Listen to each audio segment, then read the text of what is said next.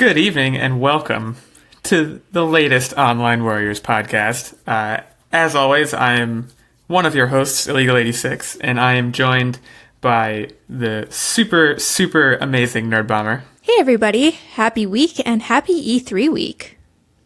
Happy E3 week, and of course, I would be remiss if I forgot the ever so illustrious Tactic 1. I was really hoping you'd keep the trend going with me first, but hey, can't win them all. Just trying to keep you on your toes, man. You thought it was coming, and I switched it right back. It is E3 week, guys. This is why we do this. This is why we show up. Is to talk about weeks like this. A lot to get through.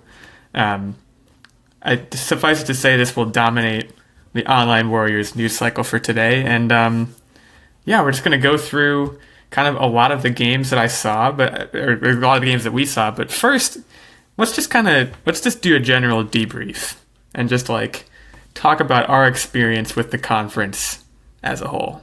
What were your guys? What's your general sentiment about it? I'll go first, I guess. I watched a lot of them in either live time or recorded playbacks. And overall, I'm always super pumped and excited for E3, but there was just something a little lackluster this year. And I don't know if it was just because there's not a lot of new games coming out in 2019. There weren't a ton of new IP reveals, but overall it just seemed like a lot of advertisements, nothing super groundbreaking. But yeah, everything just seemed like a lot of stuff we already kind of knew, and I wasn't that excited. I have two words for you. Mobile games. It's all about the mobile games. I get it. I know that a lot of them are fun and they're great to do in your downtime, but I'm all about, controller in hand on the TV screen. I cannot get behind the whole mobile game trend. And frankly, I don't think the place for mobile games to be revealed is E3. Personally, I don't think they're these state-of-the-art visual graphics things. They're not this new technology. It's a mobile game. Yeah, so I can't imagine being going to E3 because they give out public passes now, just for the general public. I can't imagine being so excited going and being oh, I'm gonna see all these exciting announcements for these new games. Do you think there are businessmen for these game companies that are sitting in boardrooms being let's tell them about a mobile game? Everyone's gonna be super psyched about it. No one's excited to hear about a mobile game. I mean, and I know there's so many people who play mobile games now, but oh my goodness, it doesn't seem E3 worthy, and there were so many of them. And okay, I understand mobile games are a lot of fun, but it wasn't exactly like any of these mobile games were super groundbreaking. It just seemed like a lot of the same old with a new license slapped onto it. I don't know. Very disappointing to me. You don't play mobile games, at least if you're me. And granted, I don't play mobile games very much at all. I think, Nerd Bomber, I think you're more of a mobile gamer than I am. But, when I'm going to play a mobile game, I'm not looking to be, excited. I'm not looking for a mobile game to blow the doors off. I'm not looking for it to really wow me or, give me anything breathtaking. So, and conversely, when I show up to E3 to watch, the trailers and the new gameplay videos, I'm looking to be, like you said, shook. I'm looking to be super shook. And a mobile game's just never going to do that for me. I can't even think of a single IP that would do that for me. Not even Dead Space or Metroid, anything.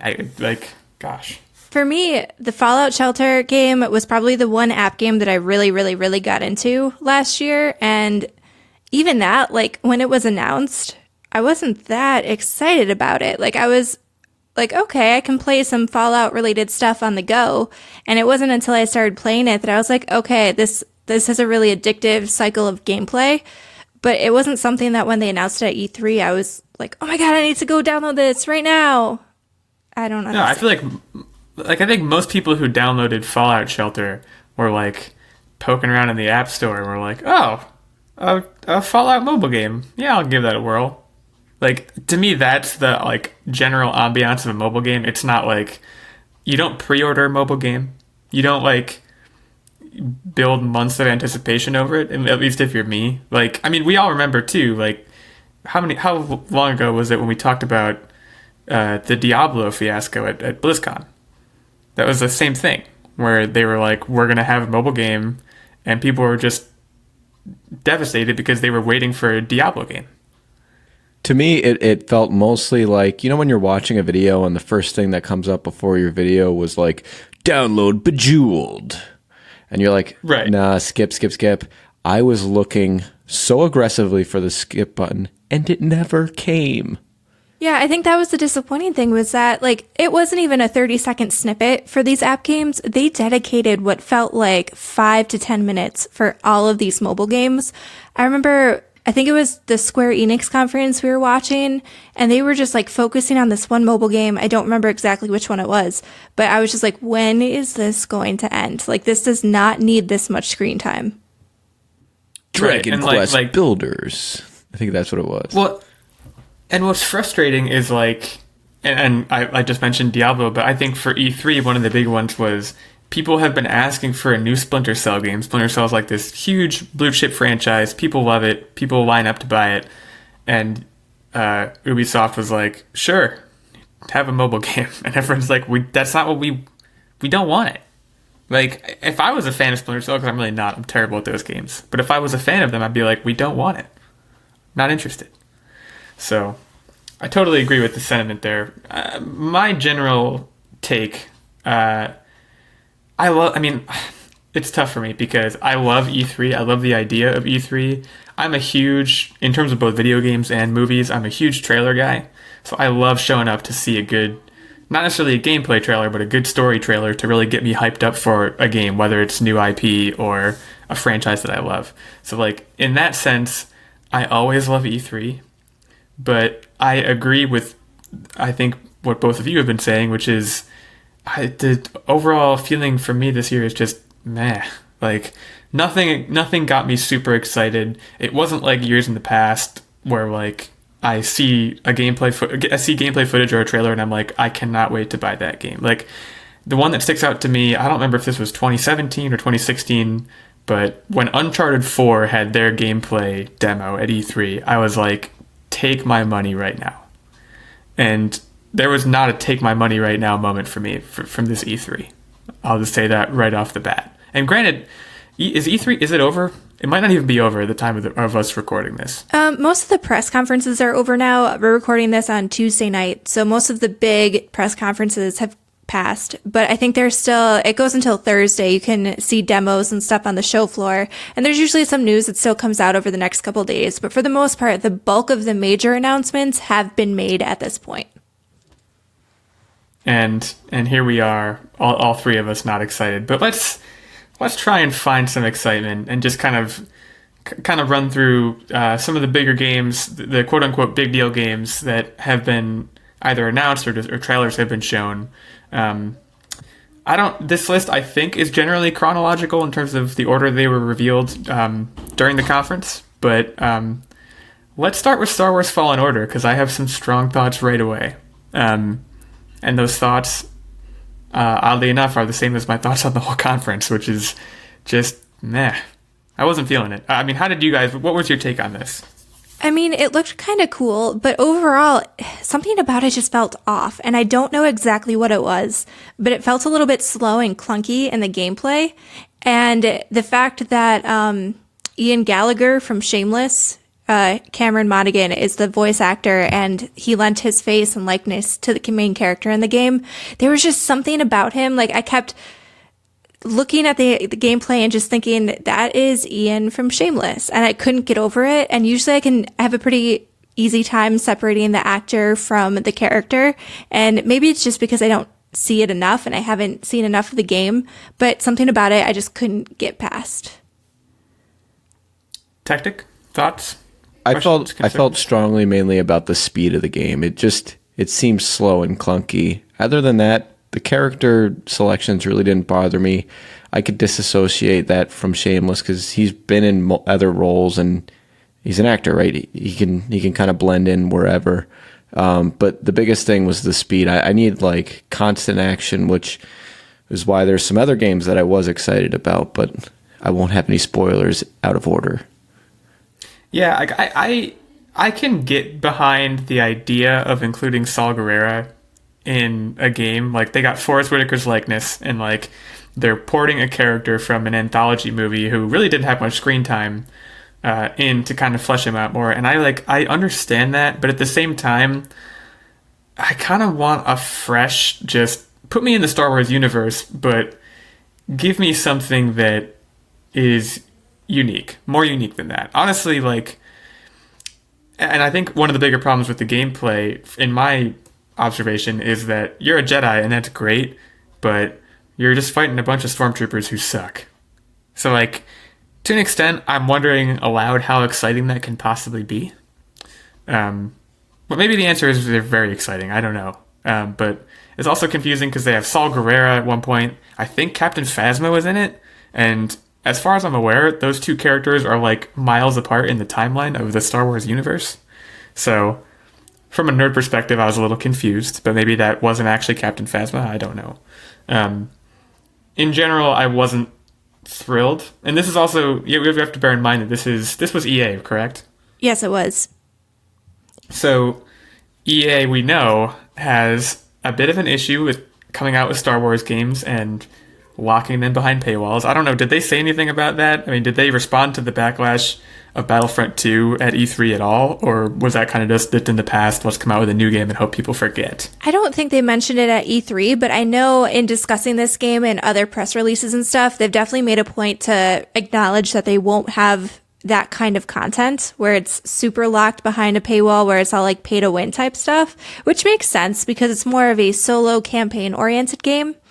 The interesting thing though, so this game was developed by Respawn, and this isn't really new to E3, but I think they mentioned it again at the E3 conference, was that this was not originally intended to even be a Star Wars game. It was something that they had started making, and then they kind of molded it into like a Star Wars game at the request of EA and the licensor, which is interesting to me. I don't know if that sounds good. That seems, yeah, it's very interesting to just take a game that it sounds like was a decent way along and then basically just reskin it. I think the main issue that I have is a Star Wars game should excite me, and this just kind of left me feeling whelmed. Like, I'm sure it'll be a good game, but it's not like take my money type of thing, which most Star Wars games should be. Even Battlefront, when they showed us the trailer when that was relaunched with the first game a few years ago. Battlefront was take my money, definitely. Yeah, it was like hands down. As soon as I saw the intro, I was just like, I'm ready. I'm going to buy this game. I'm curious if you guys are cautiously optimistic just because of what happened with Battlefront, where you don't want to go all in and then maybe it could surprise you. I think I'm more cautiously pessimistic. Like, I feel like it's going to be bad and, well, maybe not bad. Bad's too strong of a word. But, like, right now, seeing what I've seen, I have no reason to go out and buy it, I guess is what I'll say. I don't know if that puts me in cautious optimism or cautious pessimism, but definitely cautious.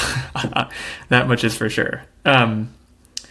Let's go into the Xbox Microsoft part of the conference, I guess, and talk about Halo Infinite, which obviously is a big deal for all the Halo fans who are listening. I'm going to lead off on this and just say, who cares?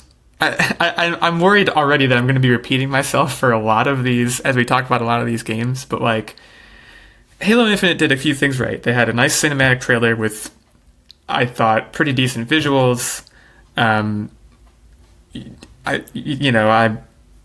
It impressed me visually, I guess is what I can say.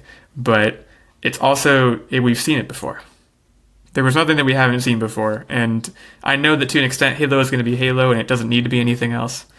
But as someone who hasn't bought a Halo game in many, many years, I will not be getting back on the train, is I guess where that left me. What was the last Halo game that you guys bought? I guess is a question I would ask. I bought the Master Chief Collection, but that was really because I wanted to replay the older games. I have not played 4 or 5, and honestly, I don't know how I feel about this. Like, I was excited to see Master Chief, I really was, but they didn't tell me anything about the game, and this is not a game that they just announced. Like, they announced that Halo Infinite was coming a while ago. I guess I was just expecting to see something a little bit more, and I have no idea what we're going to get story-wise.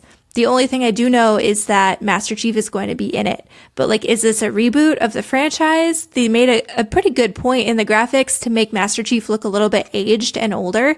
But like, I still have no idea what this game is going to be. I will say one thing I liked about the visuals was the emphasis on just how large Master Chief is. Because you kind of forget that sometimes. Mm-hmm. Like how big of a dude he is based on like the lore of Halo and stuff. But he's standing next to that other guy. And the other guy looks like a midget. It's crazy. Yeah, I don't know. Like, I feel behind on the lore of Halo, so like maybe if I had played like Halo 5 or Guardians, I would have watched that trailer and been like, oh, that's that thing from, but like I wasn't picking up on anything. And like you said, it didn't really tell you a lot about anything. It just was essentially, okay, here's Master Chief, give him a gun. Let's do this. It's going to be Halo. Go buy it. There wasn't much subtext. Yeah, and I mean, the only thing they really said informative about it was that it will be releasing with Project Scarlet whenever that console comes out in holiday 2020, which, I mean, I guess it's a nice callback to how Halo accompanied the original Xbox. But I guess I need to know more. That's only a year away. We'll definitely learn more, and it's definitely a good game to package with the next generation console for sure. Like, it'll certainly draw people who are nostalgic at the very least. That's kind of where I come in. I mean, I've always been that ride or die Halo fan. Even the ones that I didn't buy, I went over a friend's house and played them with him, or in a dorm as I aged through the years.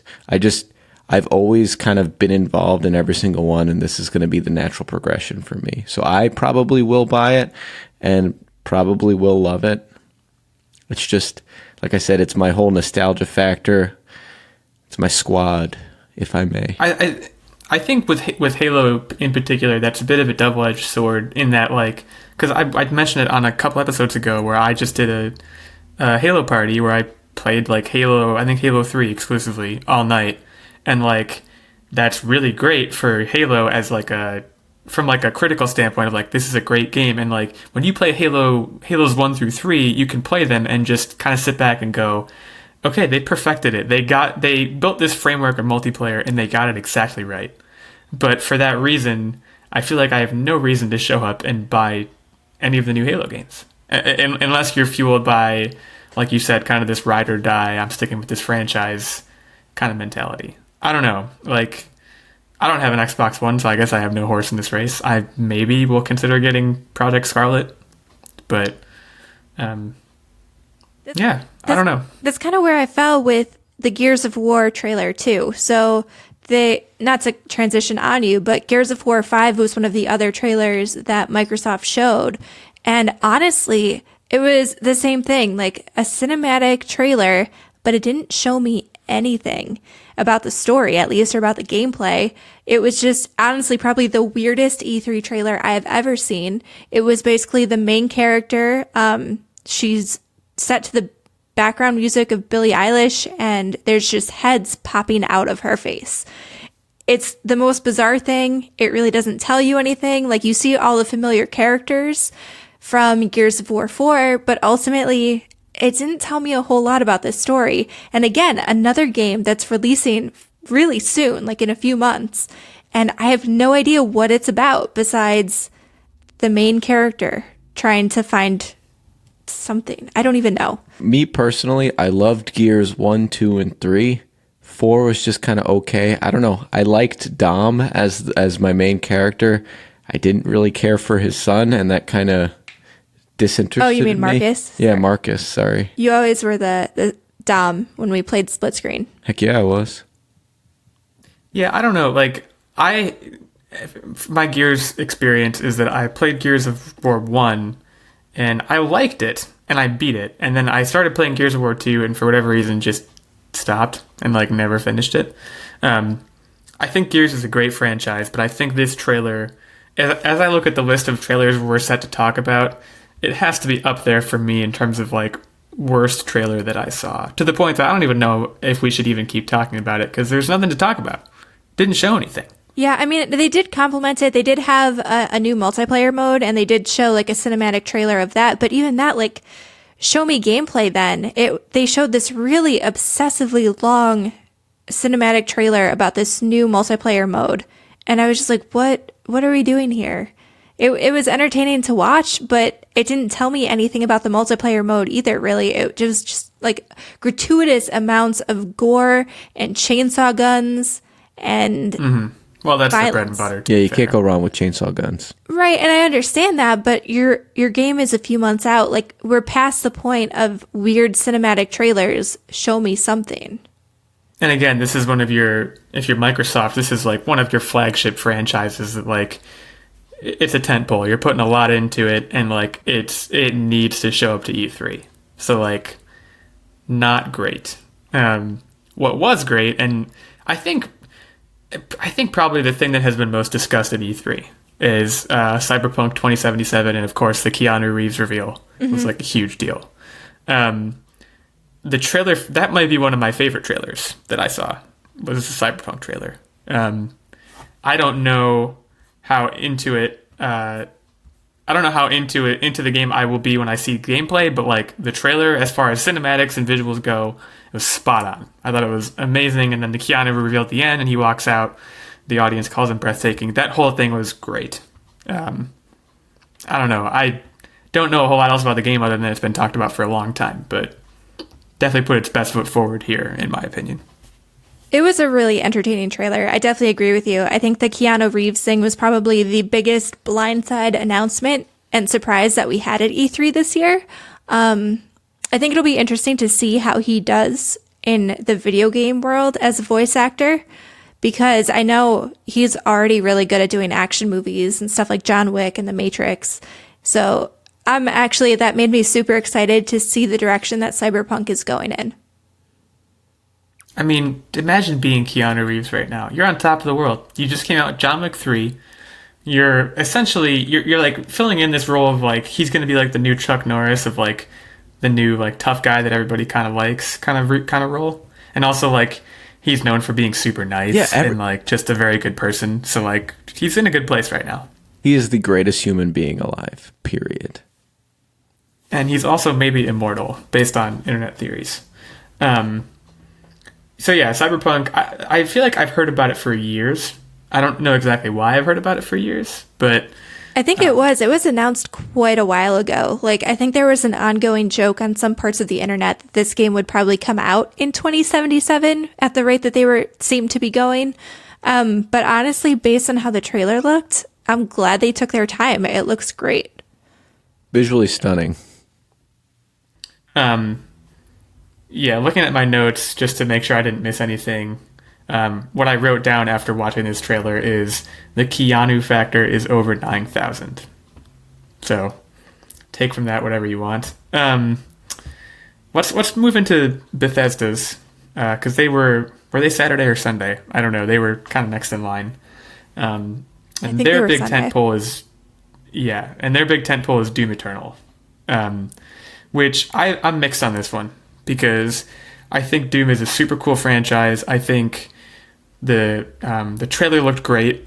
I think the new multiplayer mode that they're touting looks goofy. I feel like the new multiplayer mode was done before in multiple other games. Most notably, Evolve tried to have something similar, and the player base just wasn't there for it. And one of the major things from the last Doom title was that multiplayer died super quickly. Like, it was somewhat populated, but most people gravitated towards the single player experience in that game. So to have something like this where it relies on an active player base to make this multiplayer mode succeed in any capacity was a little bit of an odd thing for me to see. Like, I don't know why they made that decision. It's also been done in Left 4 Dead as well, the same type of multiplayer versing the monsters as you play as. But my biggest thing is, holy cow, the single-player action gameplay looks incredibly intense. The visuals look incredibly intense. I don't think I have any other way to describe it than incredibly intense. Have you played Doom, the one that came out in 2016 or something? Have you played that one? So I'm notoriously get incredibly sweaty when I play games, and the amount of speed you need to be moving your fingers and really death gripping the controller, it is a lot for me to handle. Yeah, so I have played a lot of Doom. I haven't finished it. It's super good. I will say that. I'm a big fan of it. I've only ever played the single player because I'm a single player guy, but like I love it. Like you said, the number one word that comes to mind when you think of the Doom experience is just, it's super intense and like in your face, and you're like punching demons in the face, and there's like hard rock music behind you, and it's all, you have to move super fast, and just like you're running around punching people, and it's amazing. But it's like, it is super, super intense. And I also have the Doom VFR, and that's like even more intense, and that's like super hard. For me, at least, I found it extremely challenging. Mm-hmm. But yeah, the visuals in Doom Eternal, I should say, the trailer. I mean, that trailer I had very few complaints about. It looks like they're going to do some new stuff. They're going to have new weapons, some new mechanics, and like, but they're still going to give you that classic kind of boom, boom, boom gameplay that people showed up for the first time. So, I that's another one that I think their best foot is forward on. More confusing to me was Ghostwire Tokyo. I don't know what this game is about, per se. It seemed like it was the aftermath of Thanos' snap from the trailer, but I am here for it. I don't know what it was about this trailer, but like, I am pumped. It was mysterious. It was very enigmatic. It did leave you wondering, and visually it was, did what it had to do. So that team is typically more aligned with the horror games. I'm curious on what level, because they said that it wasn't supposed to be as scary, but it still did have the eerie feel. So I'm curious if, for me personally, if that's something that I'll be able to play with Nerd Bomber without maybe needing a nightlight or something. Well, you won't need the nightlight. I'm the one who usually can't finish the game, and then I just pass you the controller, and then it doesn't end well. So it looks like something that at least I could probably play. It looks more like a mystery thriller type game, which I could probably get through. Hopefully, I hope. Yeah, I agree with that sentiment. I mean, as I look at the list of games we have in front of us here, and this, I think someone on Twitter was talking about this too, and we were Twitter interacting with them. In terms of like horror games, like big money horror games, this is probably the closest you're going to get in terms of what we saw at E3, which to me is disappointing a little bit. R.I.P. Dead Space. Well, I mean, there was we didn't really talk about it, but there was the Blair Witch trailer that it was shown during the Xbox conference, and that kind of looked like something a cross between maybe Outlast and the old game Condemned: Criminal Origins. Okay, yeah. I didn't see that. So didn't catch that one. I mean, there was some horror games present, but yeah, not a whole lot really. And like you said, this one, Ghostwire, I should say, it definitely doesn't seem fully like a horror game. It's more of like a mystery thriller kind of. I guess you have a bow and arrow. I don't know. There was a lot in this trailer, but a lot of it was hard to parse for me. But it certainly looked good, and people I think are pretty excited about it. I am excited about Deathloop. That looked really good. That looked pretty cool. I think it has an interesting mechanic, albeit not a super original one. We've seen that mechanic in movies how many times? Maybe not so much in video games, but it also had this kind of comic-y kind of vibe to it, which I thought was good. From the makers of Dishonored, if I'm remembering correctly. So, I think it's Arcane. Yeah, so it scratched a number of the right itches for me. That's another one that, not that the trailer didn't show enough, because I think the trailer showed plenty, but I'll be watching that one closely as more comes out about it. I want to see some gameplay, because that trailer, if I remember correctly, was pretty light on gameplay. Yeah, I think it was mostly just like cinematic stuff. Yeah, I'll definitely want to see mechanically how that game works, because the premise is good, and it asks a decent number of questions without answering them. So I think it's just going to be two playable characters that you go through the story and see their perspective, and they keep interacting with each other throughout it.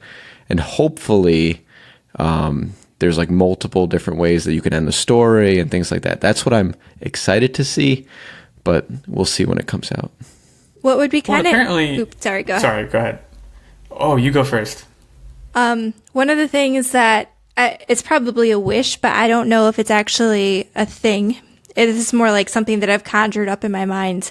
But it's right now, I think it's a single player game, but it would be really interesting if it was somehow a multiplayer game and you could pick one of the people and then run through the story co-op, like you were one perspective of the story and your friend was another perspective of the story. I think that'd be pretty cool. But then every time we interacted with each other, our quote unquote boss fights, you'd end up dying and I'd just progress. I don't know if I would end up dying. But is that's my question, is like in the trailer they certainly showed like those two are just killing each other the whole time. But is that really what it's going to be? Like, you would think that eventually they'd start working together, but maybe not. I think the story would have to evolve at some point. I think it'll be really interesting to see how development progresses. Hopefully, I think we'll see more trailers and gameplay and just get a little bit more direction on where this game is going. But I think the story would have to evolve. If it's just you killing the same person over and over, that would probably get old really quick. I really hope the end of the whole game has a montage playing the song "When You're the Best of Friends" and just cycles through all the times you killed each other. I feel like that would be like a great way to sum up the game. I also wonder if it's going to be, and I have not played Dishonored 2. I own it, but I haven't played it. That's the one where at the beginning you choose whether you're going to be Corvo or you're going to be Emily. And I wonder if this is going to have a similar sort of thing where like you pick one of those to be for the whole game based on your own perceived strengths. I don't know. But as we've mentioned a number of times, we'll have to see more about that one as it comes out. Another game that seems to be touting couch co-op, at least that was the vibe I got from the trailer the entire time, was Wolfenstein Youngblood, which I have no Wolfenstein exposure at all. I have not played a single second of any one of the games, but this one looked pretty cool. So this I was on board. This one they kind of clouded that you don't really need to have played the other ones, that you can jump right in and play if you enjoy killing Nazis and you enjoy playing with friends. And as most of you know, Nerd Bomber and I love doing split screen co-op. So this, as far as the whole Bethesda reveal, was probably the thing that I was most excited for on E3. But what are your guys' thoughts? I thought it looked really fun. I'd played a little bit of the first Wolfenstein that came out a few years ago. Like, obviously not the first Wolfenstein, but the one that came out this generation. And it's really a lot of like fast-paced, fun action. And it'll be really cool to be able to play that with somebody, because killing Nazis is fun, but killing Nazis with people who you love is even funner. They should have named it Killing Nazis with Friends. Pretty much. I mean, yeah, I am like, I like the idea of it being a gateway game for someone who has missed every other game in the franchise. And like any game that touts couch co-op as a major part of its gameplay, I'm going to be all for it, because that needs to come back. It's dying and it needs to stay forever. So yeah, I'm on board. The trailer, like, the action is super gritty and it's very, very bloody. Like, probably the bloodiest game that I saw. But, you know, I'm not necessarily against that. Just maybe put the kids to bed for it.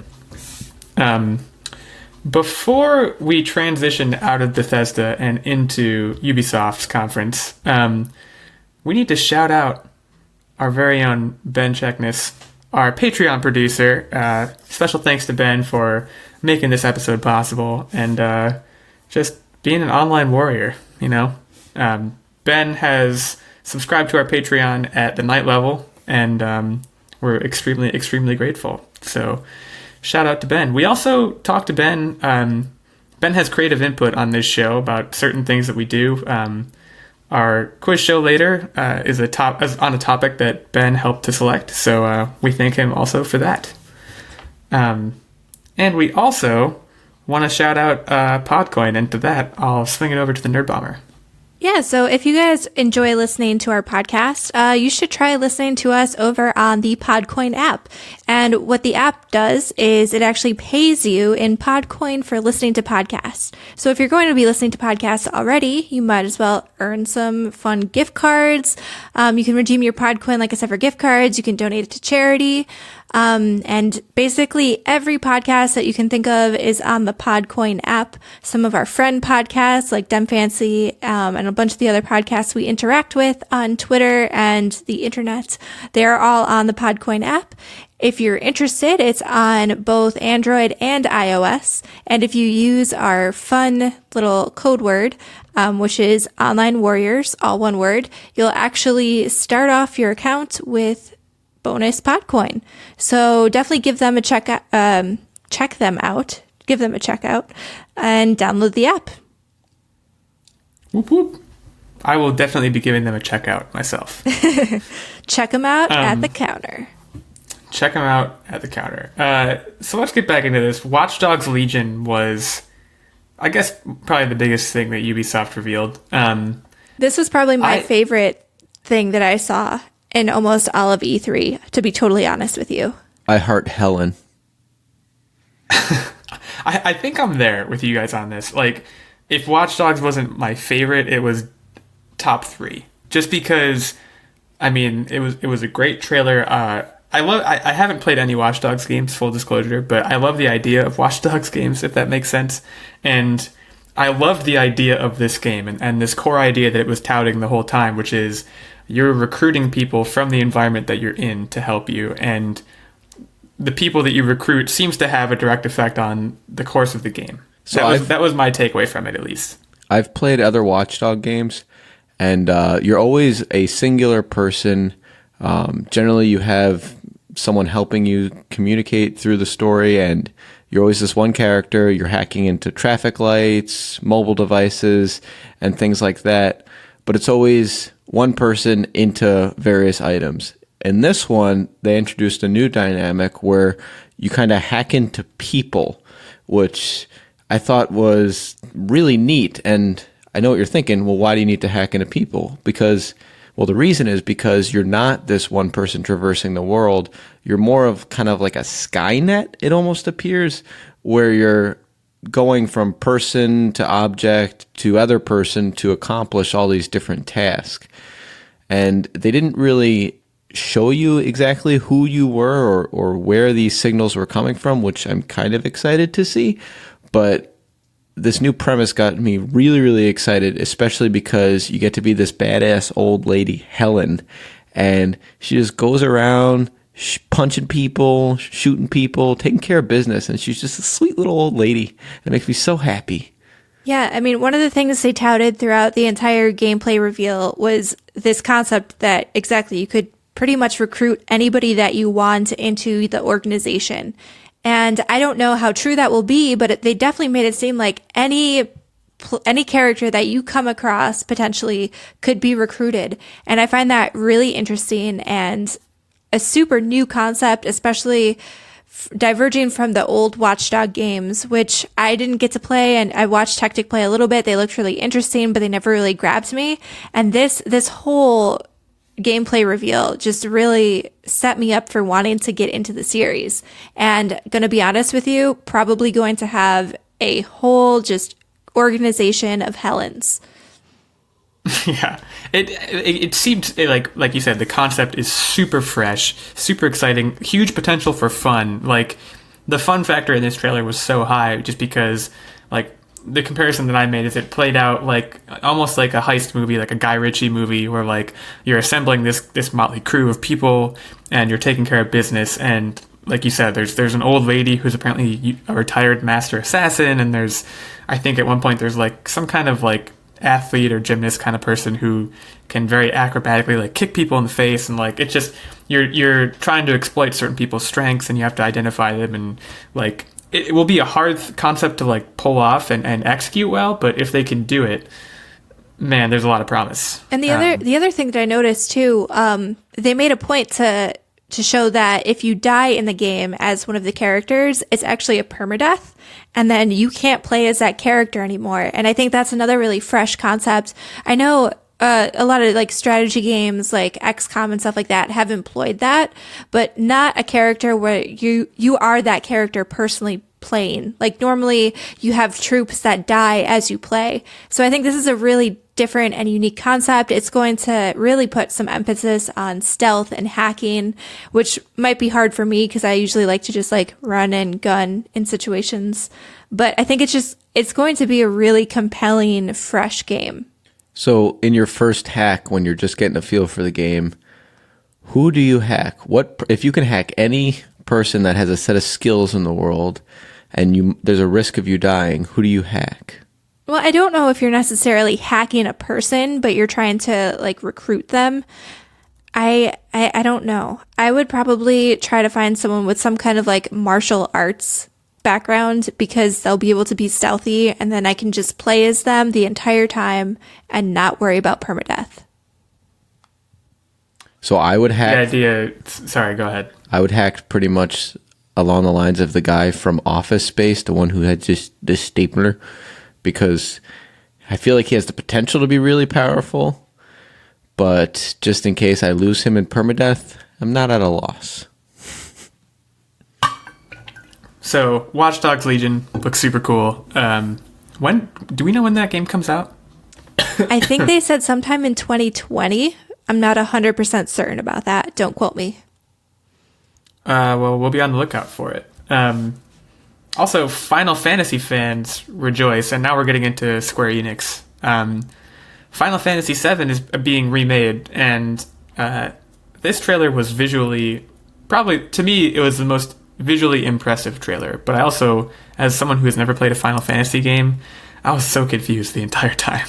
Like, the whole 4 minutes, I was like, there's a guy with a giant sword. He probably has serious back problems. Well, that's Cloud. There's a guy with a gun for an arm. His name can be Cloud. It can be whatever you want it to be.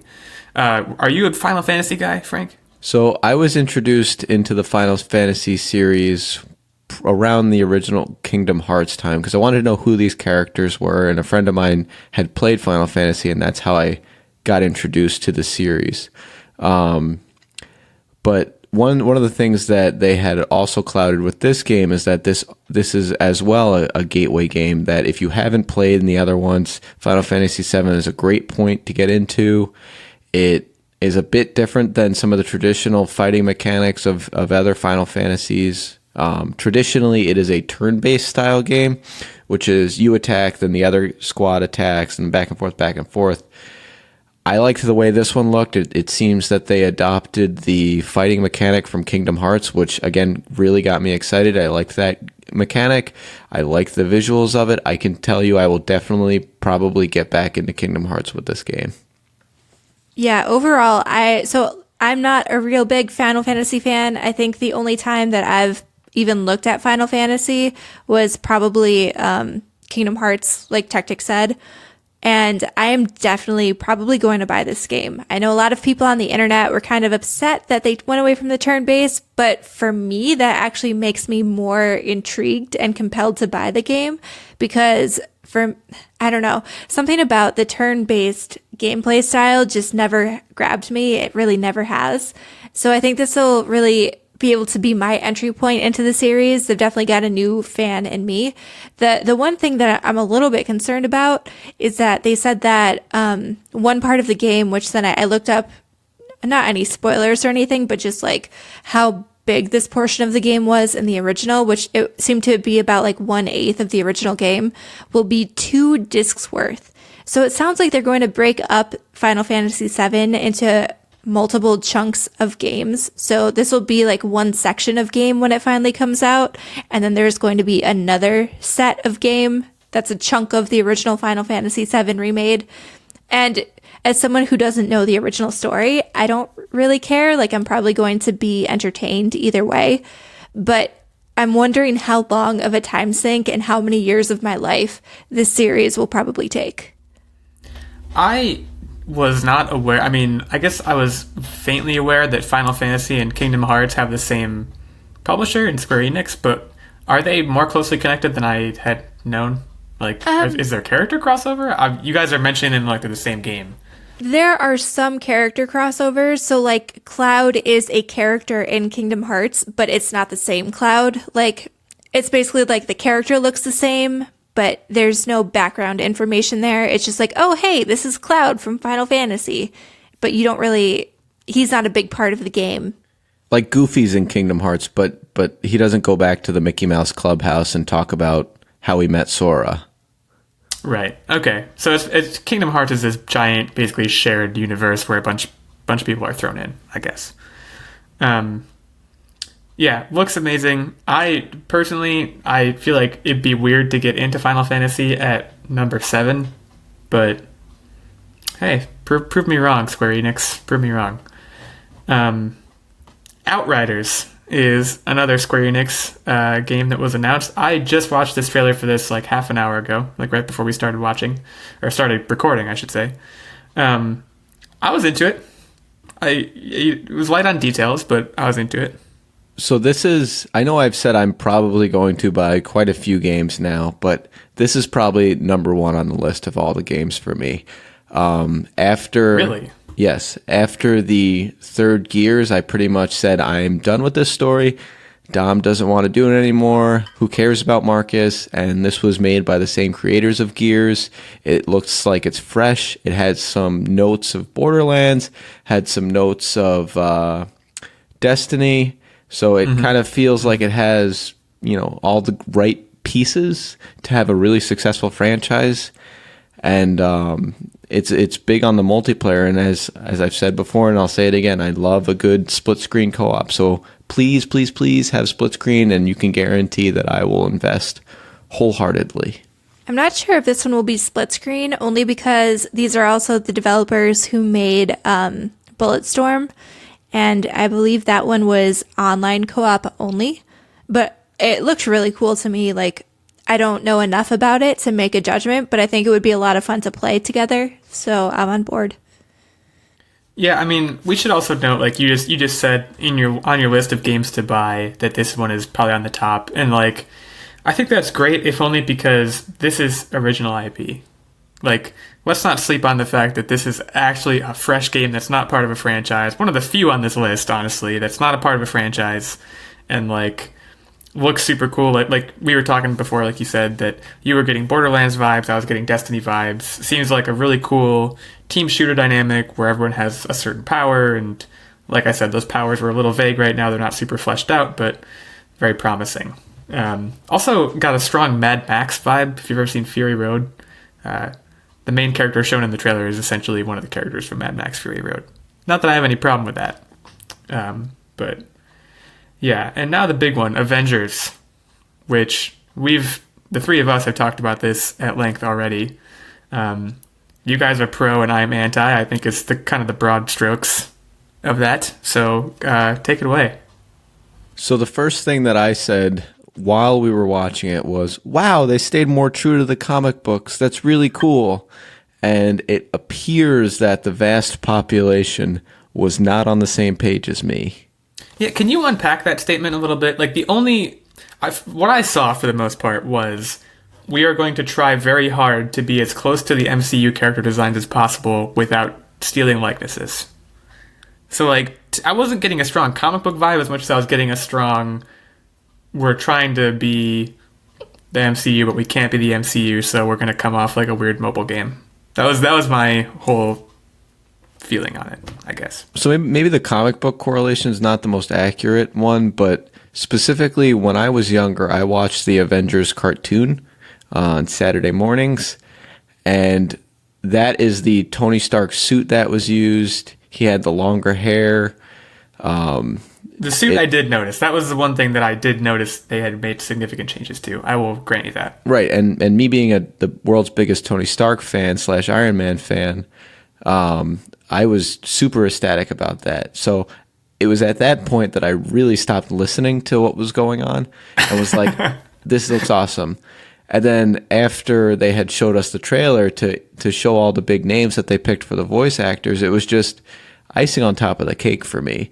Now, that said, the graphics, yeah, compared to some of the other titles that came out and movies that we were given to watch of the different games, it did fall short. I won't lie there, but that's only a small piece of it. I'm all about, how does the game actually play? And I'm still not down for the count on saying that this might be a great title, because I'd like to see some more gameplay footage first. Yeah, did they show really any? Or I think throughout the trailer, there may have been snippets of gameplay footage, but it was kind of unclear. Like, they definitely didn't call it out, but there were some clips that seemed like it probably was gameplay footage. But yeah, for the most part, we did not see any. And I mean, I think one of the major problems is that the MCU kind of made definitive, quote unquote, editions of the Avengers. And so for the most part, people are seeing these more cartoony, comic related looking Avengers, and they're kind of close, but they're not the actors that we've all come to know and love.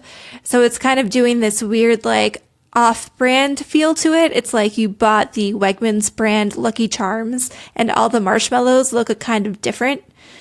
And I think that might be something that we're going to have to struggle with for a while, because anything now that's not directly MCU contained is going to feel a little bit off. But overall, like, I think the story looked pretty good. It was a new, fresh take. I know they kind of tried to do this in the MCU, where the Avengers were considered to be, like, bad for society because bad things started happening when they were around. But I think this will be, like, a really fresh take to explore that side a little bit more, because we only really got 2 hours to explore that whole theme in the whole Avengers MCU. So between the story looking interesting and the voice actors, like, they really took a lot of care. They made sure they've got top-notch voice actors for all of the main Avengers. I think the co-op gameplay is going to be something that really sells me on it. I think it'll be really cool to be able to play in a squad with my friends as the Avengers. Like, I don't know. I'm willing to give it a little bit more time. I know a lot of people are a little bit still on the fence about it, but I'm going to give them the benefit of the doubt. And I will say, like, I would love for it to be amazing. And, like, I do still have hope, simply because Spider-Man has, in theory, a lot of the problems that this has. There are, like, established cinematic versions of Spider-Man. And granted, there's more than one, so maybe that's why this one is so able to kind of slip into our subconscious, and we don't experience the cognitive dissonance or mental block that we experience when we see these new Avengers, when we've known certain Robert Downey Jr. and Chris Evans for, like, however many movies. I want it to be good. I think it still could be good. I mean, I have faith, given Spider-Man's recent success. It's going to hinge very much on the gameplay for me. But, like, I am impressed with the voice cast. I will say that. Like, if you're not going to get the original Marvel actors, which, like, I'm aware that, like, what I want from this game is something that I could never get, which is, like, they're not going to get all the licensing that they need. They're not going to get all the voices. They're not going to get the score. You know, it's going to be its own thing. My concern is that I'm going to have a hard time separating Nolan North from Nathan Drake. But we'll see. He's obviously, him and Troy Baker, I would say, are the two biggest voice actors in games right now, and they're both in this. So, like, they definitely did the best they could on that. I honestly, watching the trailer for Marvel Ultimate Alliance 3, which now we're getting into Nintendo, I thought that was cooler.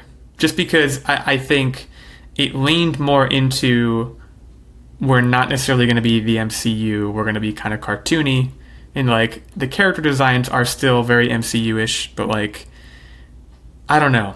It maybe because it wasn't trying to be a cinematic, I was more forgiving of the inconsistencies, but I thought it looked like fun. I'd never played any of the Marvel Ultimate Alliance games. I don't know. Have you guys? I don't know. I've played a ton, and the one thing that excites me with this is it appears like there's a lot of unique squads that you can use, and if you don't know, you get bonus power-ups and things like that based on having a certain squad. For example, if you had, Gamora and Iron Man, you won't really get anything. But if you have Gamora and the rest of the Guardians of the Galaxy, then you get an extra boost because you're using that squad. And so the release of all these unique groups really got me excited for the different potentials of teams that you can have and really amplify and personalize your group. Yeah, I mean, overall, it looked really fast-paced and exciting. And as a Switch owner, I'm super pumped because there are a lot of Switch exclusives, but there's not a lot of Switch exclusives that have the same pull outside of like the Mario realm that this will have. I am super hyped for Astral Chain, just throwing that out there, but I think this is probably the one Switch exclusive, wow, I can't say words, but the one Switch exclusive that I am like kind of blown away that Nintendo got, and I'm super pumped to play it. It looks like a lot of fun. I really like that you brought up that point. I thought all in all, Nintendo made a lot of really smart moves with the content that they put on their device. For example, at the Bethesda conference, when they had Switchblade.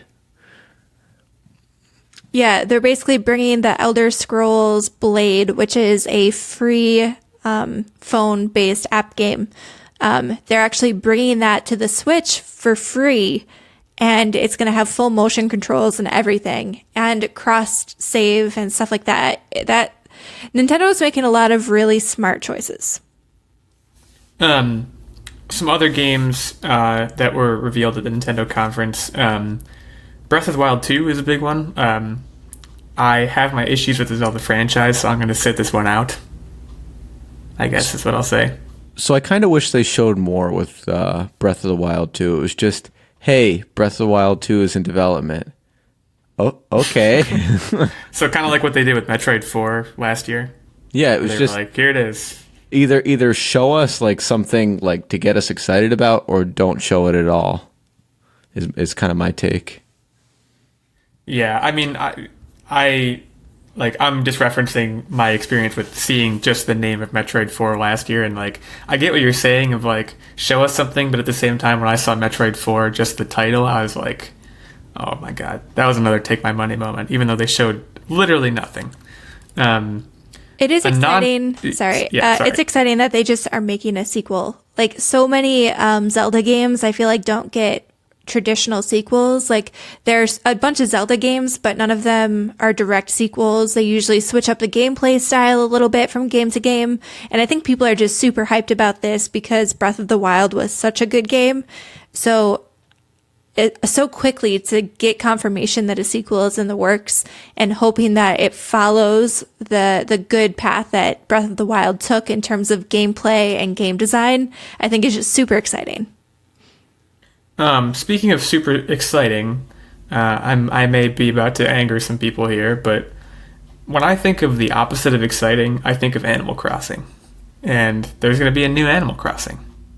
So I don't know. I did not see the trailer for this. I just know that it was announced, and it's apparently a very big deal to people. Have you guys ever played Animal Crossing? I played the original Animal Crossing back when I was an OG, and I loved that game. Nook, the old shopkeeper, always charging me rent and making me, underselling me on fish. You guys know what I'm talking about. That's the game, is you paying rent?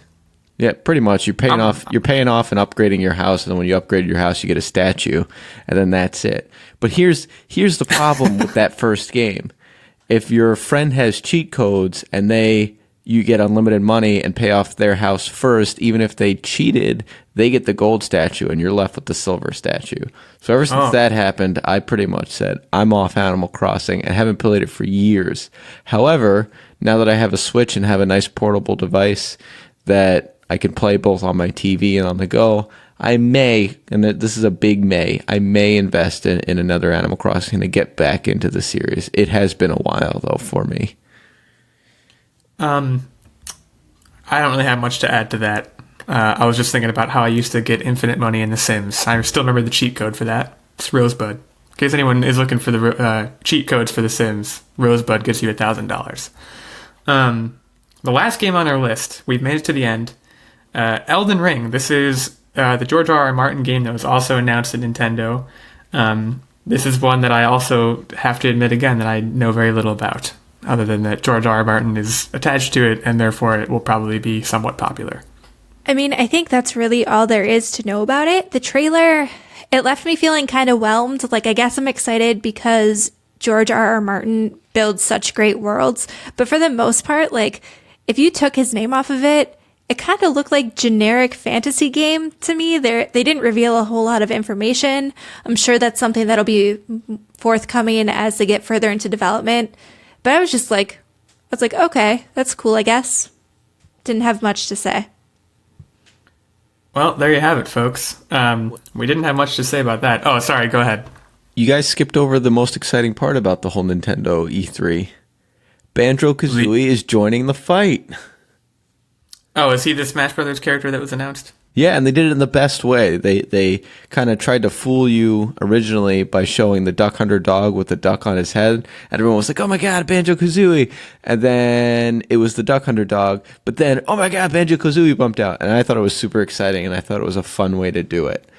I've always been a super nerd for Smash, and this is exciting. Now, the one thing that I know a lot of people I've seen, and Nintendo, if you're listening, everyone wants a Waluigi, so wink, wink, shove, shove.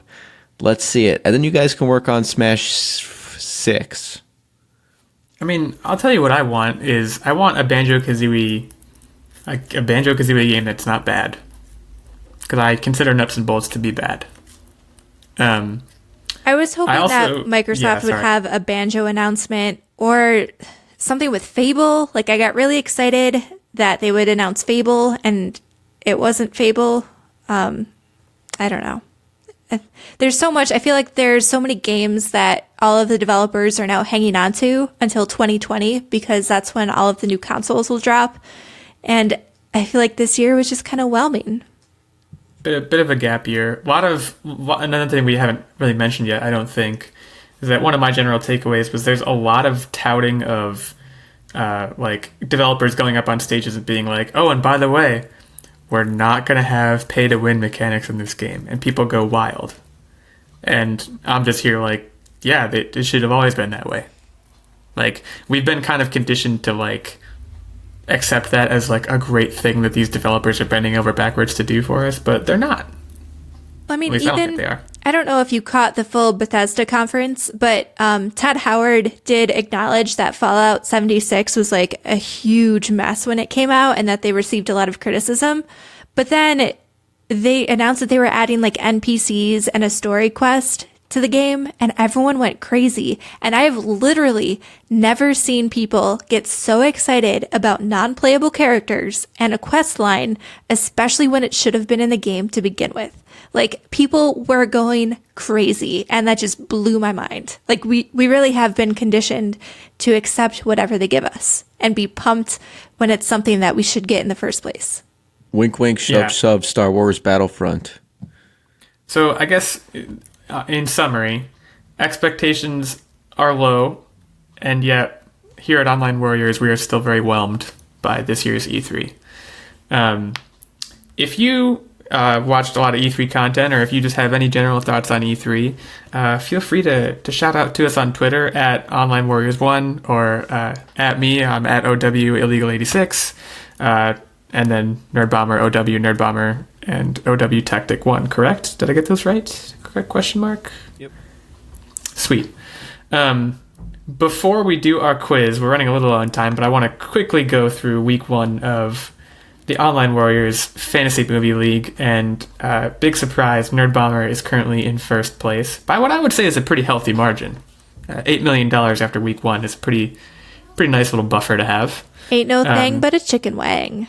Ain't no thing but a chicken wang. So she's got 1 win. Tactic, always the second placer, is in second place once again.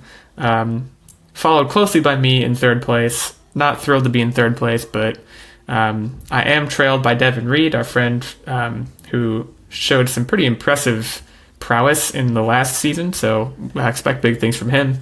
And in fifth place, our friend Mike Hoff, which I still, I don't really know what that name means, but I say it every time, so I'll keep saying it. Also, shout out to Dem Fancy, our friends at Dem Fancy. They logged a solid 0 this week, so someone's asleep at the wheel. Consider that a wake-up call if you want. Let's get into our game show to close things out. We're going to skip What Are You Up To Wednesday today, because what have we been up to? E3. What more is there to say? And speaking of E3, our quiz topic for today, pitting Nerdbomber against Tactic 1, is E3 stats. And I will say off the top that given that E3 is essentially still going on, these are all 2018 E3 stats. Still, I think, interesting. And maybe next year we'll do the E3 2019 stats version. So I got 10 questions here. Most of them, if not all of them, are going to be Price is Right style. And to start, I got some information from our friends at Destructoid. At 2018 E3, how many people attended? How many attendees were there? That's question one. Who's going to go first? Nerd Bomber ladies first. All right, I'm going to say probably 5 million people attended. Tactic? I'm going to say 1 million people. Okay. You guys both busted. That seems like lot. a lot. But Yeah. you said million, so I went million.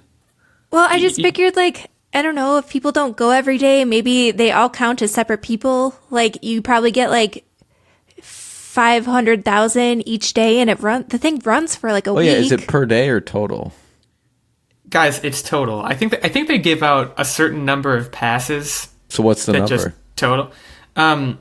Guys, this is held in like the Los Angeles Coliseum or something. It's not held on the surface of the moon. There were 69,200 attendees last year, so you were a little bit off, just a little bit. Yeah, even if you added them up like every day, that wouldn't work. Yeah, I am not going to give either of you points for that, even though Tactic was technically closer. Now, let's kind of stay on this track. How many exhibitors were there? This is people, companies who showed up with something to show. How many of those? Go for it, Tactic. 5,000. Nerd Bomber. I'm going to say 500. Okay. You guys both busted again. Seriously? This is going really great so far. I am going to give Nerd Bomber the point, though. Call it a pity point.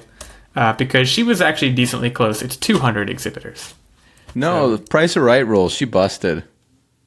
Okay, no points. You have it your way. You know what? Fair is fair. That's fine. I just assumed, like... So I know, like, the Kind of Funny game showcase, they had, like, 60 indie games shown, and I know that wasn't, like, at E3. They had a pre-recorded video for that. But I just figured, like, all of the different indie developers, and then you have all the hardware developers. I thought for sure it would be, like, 500 easily. You were at least, you had the right order of magnitude, so I'll give you credit for that. This is a kind of a follow-on question to that, and this means that you should at least be close in this one. This gives you a ballpark. Of those 200 exhibitors, how many were there for the first time? Nerd Bomber, this one's yours to start. Okay, I'm going to say probably 75 were first-timers. Okay, Nerd Bomber, or sorry, Tactic. 36. Okay, Nerd Bomber was very close on that one. There were 80 that were there for the first time. So Look at you me. almost hit the nail right on the head. Tactic, better luck next time. And next time is now. How many total products, this is games, hardware, what have you, were being plugged at E3 2018? Bear in mind the number of exhibitors and attendees that I mentioned to you. That's the only hint I'll give. Tactic, you start. 500. Nerd Bomber? Okay, I'm going to go with 300. Okay. Tactic gets the point. You guys, I shouldn't have conditioned you so hard. 3,250. I was scared to go big. I pretty much nailed it. I wanted to be like, okay, mostly one per person, because last time I like overguessed. I don't know. But think about this year. I mean, how many games did like Square Enix? Yeah, you know, it was a stupid guess because like Microsoft alone, I think, had 60 games they showed last year. So there you have it.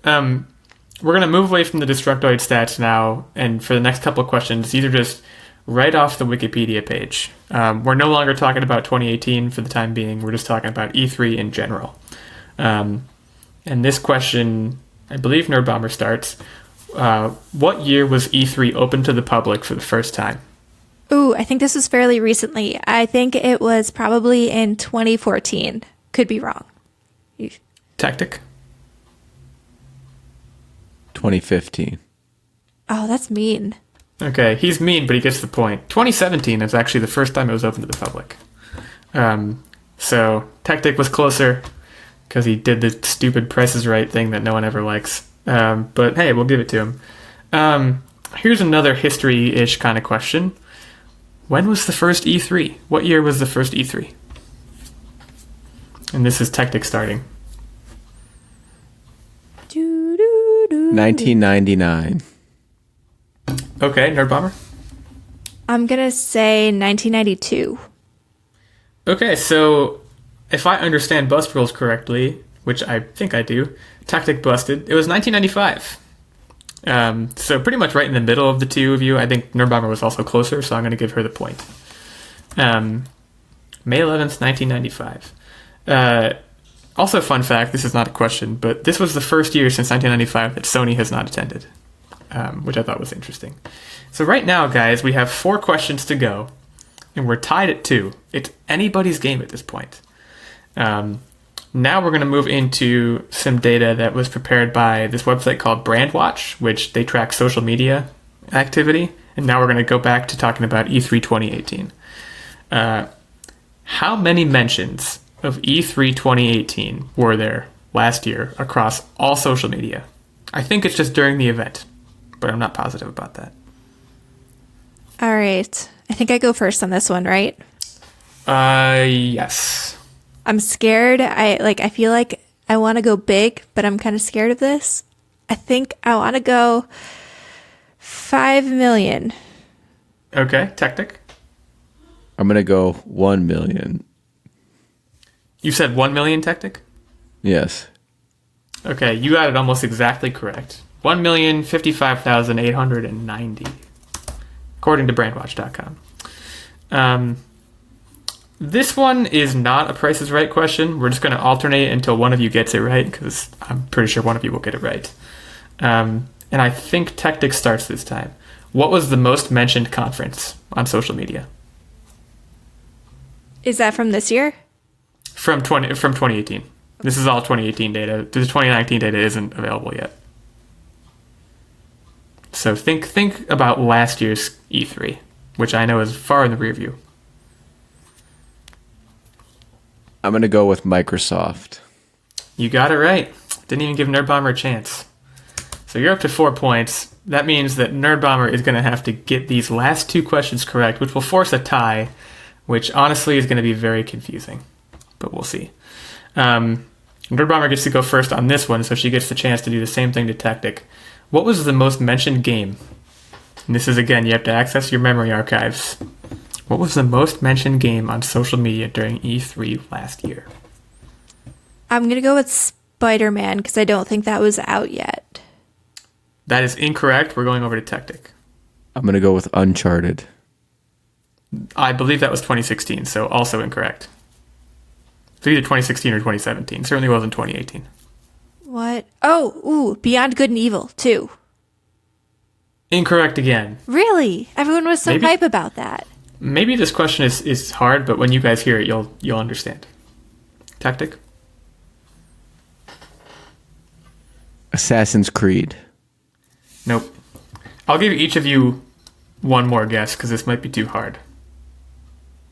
Okay, I'm trying to think what big games came out this year that would have been announced at E3 last year. Do you want a hint? Yeah. Can I get a hint? Can I phone a friend? I'm gonna give you a hint because you're down. I mean, you'll both hear the hint, but you get first crack at it. The hint is that we have mentioned it on this podcast.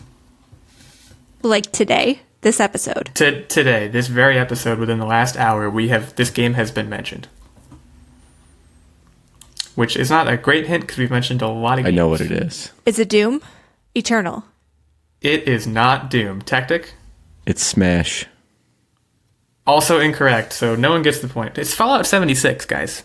Oh my goodness. Oh, I don't even think about that because that release, that was such a bust. I know. It was like, that was such a big deal when they announced that. I totally forgot about that. Like, I was so excited. And everything happened, and it was so bad. Yeah, so it was in that sense, I guess it was a bit of a trick question, but that was the most mentioned game. The final question is, again, going back to a Price is Right question. If we want, we can make this question worth 2 points, although then I guess Nerd Bomber would only tie, so let's just keep it at 1. Nerd Bomber, you're playing for pride at this point. Tactic will be hosting next week's game. Woo. On Twitter, what percentage of gender-categorized authors of tweets mentioning E3 were male? What? Yeah, so what? Based on all the Twitter mentions of E3, how many of the authors of those tweets were male? And it says gender categorized. I think that just means that in cases where the gender could be determined, what percentage were male?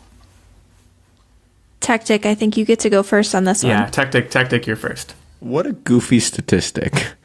I agree, but I think it's interesting. I'm going to go with the standard 60%. Shoot, that's what I was going to say. Okay. I'll go with 65%.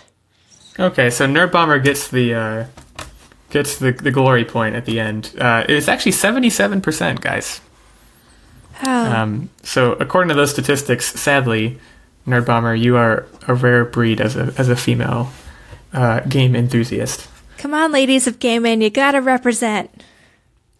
There you have it. A call to action, if you will. And a victory for Tactic 1. He will be hosting next week's game. Oh, yeah. Once again, thank you to our Patreon producer, Ben, for giving us a suggestion for that game. And thank you to all of you for tuning in for our special E3 episode. This is one of our favorite episodes of the year. We really enjoy dishing about all the trailers and talking about what we're excited for. So, yeah. Thanks to all you. If you guys like what you hear, please remember it makes our day to get great reviews on iTunes and any other podcast platform. So please consider leaving us a quick rating or review. And if you do want to support us even further, feel free to check out our Patreon. Otherwise, you can reach out to us. We're on Twitter, we're on Facebook, we're on Instagram. We all love talking to you. You guys are a great community, and we love our listeners. And we'll be back next week, as planned, talking about, I guess not E3 necessarily, but TBD. So get hyped. And yeah, thanks again for listening. Yep. Have a good one. Have a good week. See ya.